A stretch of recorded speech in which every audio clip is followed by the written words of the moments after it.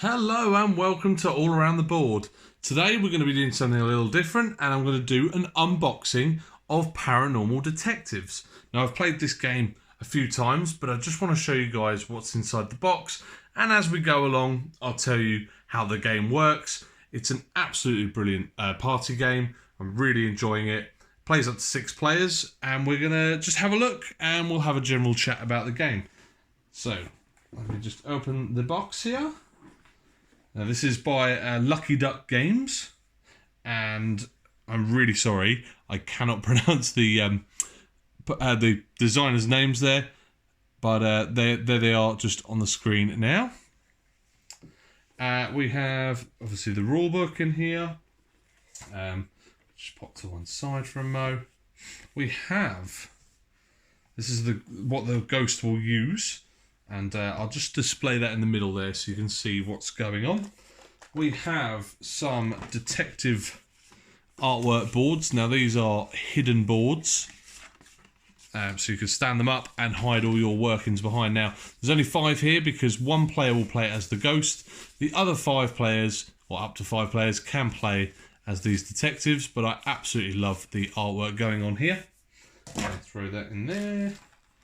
We have the weirdest component I've ever seen in a game, and this is metal wire. It gets really stuck when you wind it up, but anyway, it's like a metal wire with a cotton around it. Now these represent ropes, and I'll get to what they do in a moment.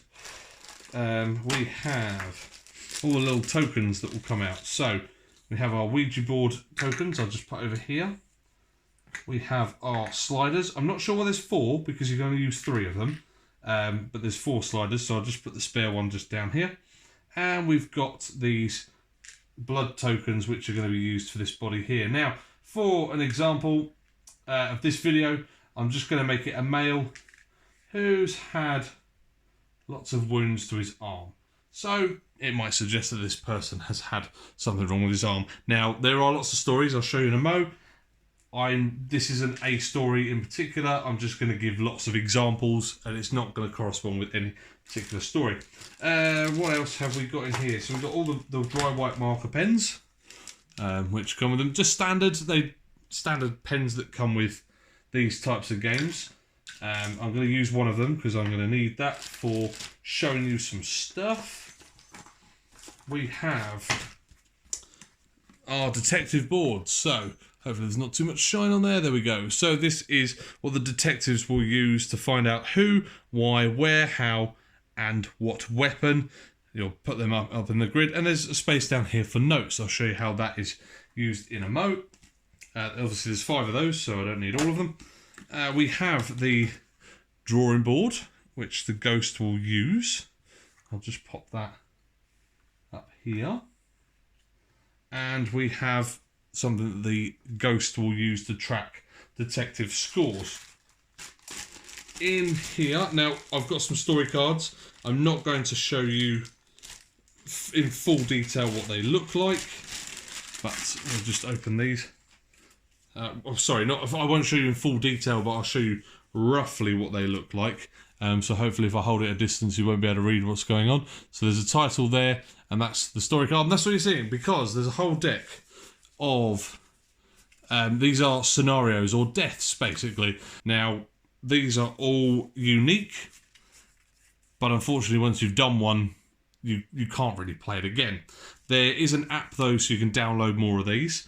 I will just pop these to one side because we don't want to use those, or I don't want to show you them because you'll get the game and then you'll be quite disappointed when you find out that one of the scenarios I've told you.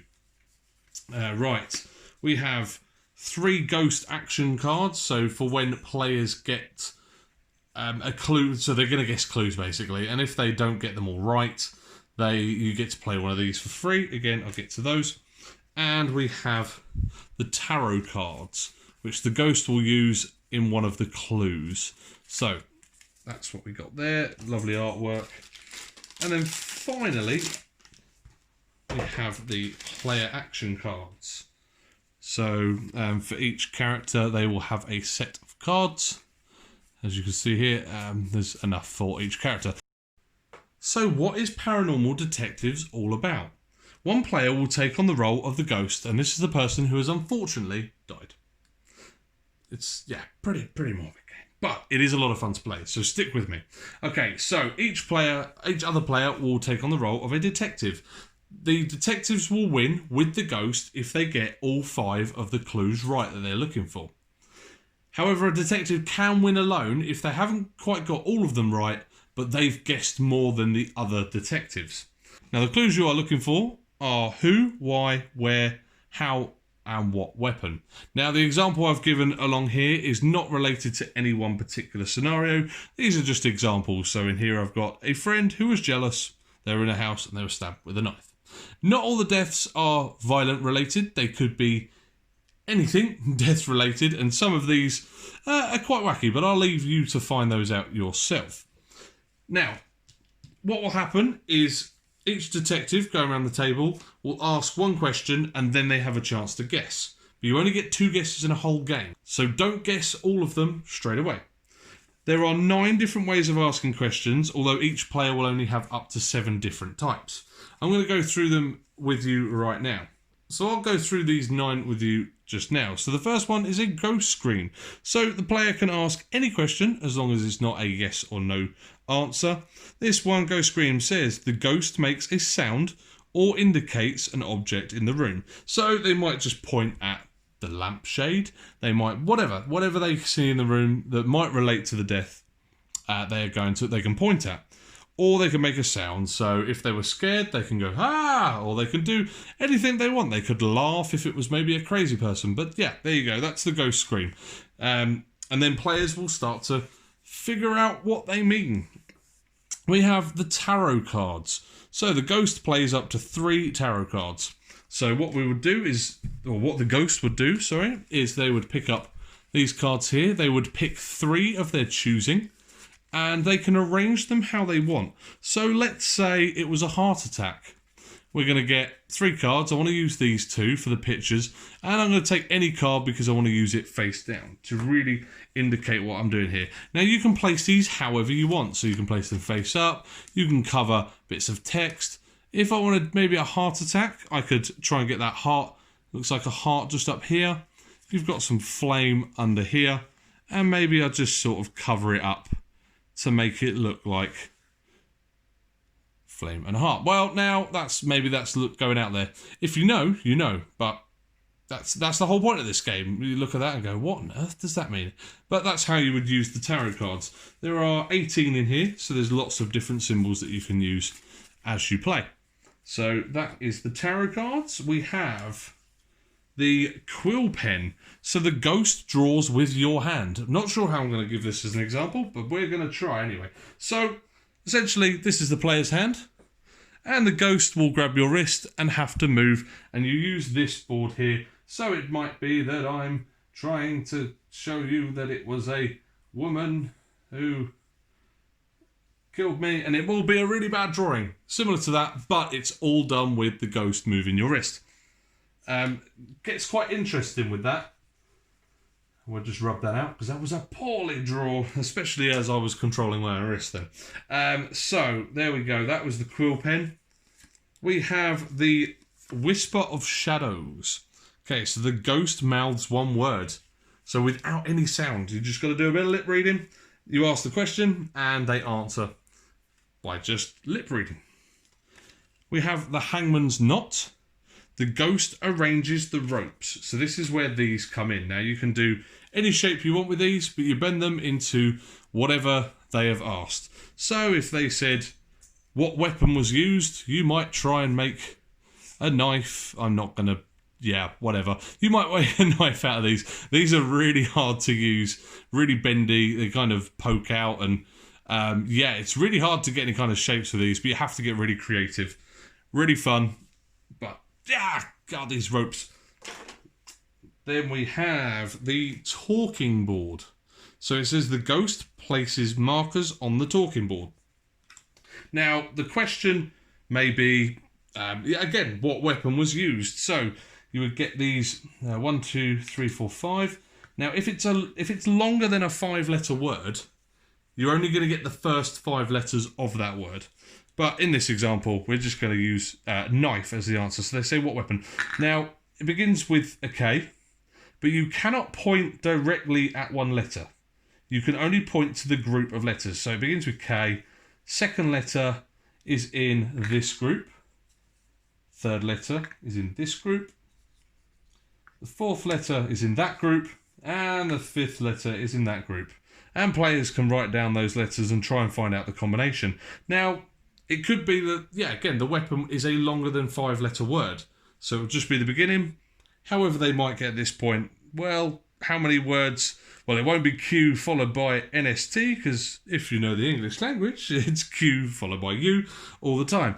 But yeah, you would figure out what combination just from those 5 letters combination there. We have the ghost meter. The ghost arranges up to 3 markers on the ghost meter. This is where these come into play. You would say if they asked, who killed you? It could be an old, loud, evil person. I don't know. But you use these markers to go anywhere along these tracks. Now we have small and big, heavy and light. We've got fast and slow. We've got good and evil. What's this one? Quiet and loud. Hot and cold. Old and young. And then the one on the right here is actually what colour? Which is an interesting one, especially with most questions don't really refer to a colour. But you never know. I haven't played a scenario where I've seen those. But yeah, you would just use those. And you can put it anywhere you want on the track to figure out where on that track the description may be. We have... What have we got next? The Haunted Mirror. The ghost does a pantomime for maximum of 3 seconds. That's so tough to do. But it can be anything. As long as they're not talking, it's just a very quick charade. Go. Before you know it, 3 seconds is up. And there's not really a lot you can give away in that time. And then finally we have the ghost touch. So the ghost draws the answer with their finger on your back. Which is what it says on the tin. Now, all the other players, any of these clues that are given, all the other detectives are allowed to look at what is being responded. Okay? So, let's say, I don't know, this player maybe has got 4 out of 5 of them, but instead of saying house, they might think it was a swimming pool. Let's just say a swimming pool. Okay? So they've got all those. They can have a chance to guess after they've answered a question. They say, it was a friend, he was jealous, he was in the pool, stabbed with a knife. The ghost will then keep track on some keywords. Now, pool is the wrong one in this example. So the ghost will go to this board here and will say that it was the crazy man here. They had their first guess and you would put they got 4 correct. Now, they're looking for 5 to win the game. So they know 4 out of 5 is right. They need to go back to the drawing board and find out which one of those is potentially wrong.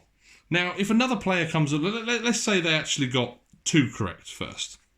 Another player might catch on and go, actually, yeah, I know what 2 are right. So they might come along and they get 3 right on their guess. Next player comes along, they only get 3 as well. And we're just going to give... another player, another opportunity. It might come back to this crazy man, and he's only got 3 right as well. It might get to the end of the game where these 3 players may have done all their guesses, because they only get 2 guesses each. If this were the end of the game and nobody got 5 and all these 3 players have used up both guesses, it would be whoever got the most guesses first. So the most guesses is 3, and this one was the first guess, and it was by this player here. So this player would win on their own. However, if this person guessed second, they got the 5, they would win instantly, and they would win with the ghost as well. So that's how the track works there. Now, I do realise that I put a 2 directly under there. It should have been here instead, because it goes in who's guessing before other players. That's what this board is for. So there are some scenarios in the box that have got parental advisory. You can take them out and you can play the normal scenarios with children. I play this quite often with my 8-year-old daughter. She quite enjoys being the ghost as well, probably more so than being the detectives, because it is a lot of fun. It's easy to get hold of this game. It's quite tricky when you're the detectives and there's a lot of clues going around, but that's the point of the game. It really is an investigation of what happened to this person.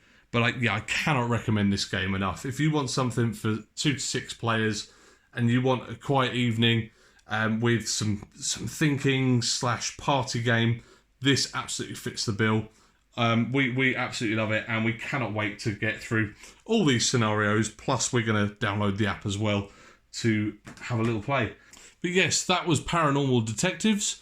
If you'd like a playthrough of this game at any point, please leave it a comment down below and let us know if you've got any questions about it, if you want that playthrough, or if simply you just want a closer look at the components. Maybe I could do a component video for you as well.